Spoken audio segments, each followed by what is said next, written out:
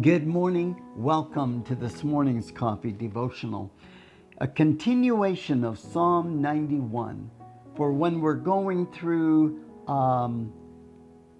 difficult times at times, or we have friends, or we've been given a bad report or something, and we find great comfort in this psalm. And I talked the other devotional about dwelling and abiding under the shadow of the Almighty. And out of that, how that we learn to love Him and we do things out of love, not to be loved. In other words, we go from having to do things to please God to wanting to do it because it's the shadow of who He's made us to be. Then notice verse 3, and that's where I'll go this morning, is when we dwell and abide, it brings about deliverance. Verse 3, surely He shall deliver you from the snare of the fowler and from the perilous pestilence. In other words, He will deliver you when you are abiding. Notice the condition. Dwell and abide in the shadow.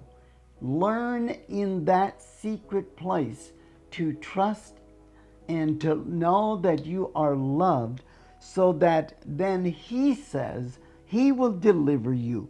He will do it for you. In other words, He will bring about your deliverance as you rely on the one who did it for you, and that was Jesus Christ Himself. It says in Psalm chapter 89, if you go back just a couple of chapters, it says in 89 verse 29, His seed I will also make to endure. Who is His seed? It's all those who come out of Jesus. In verse 36 of Psalm 89, it says, His seed shall endure forever. Jesus endured to the end. Jesus became everything for us. And because of Him, the promise of the Father to Jesus is also a promise for us, in that as we learn to abide and to dwell in the secret place that Jesus has done it for us, guess what? Therein your deliverance will come from the snare of the fowler and the perilous pestilence.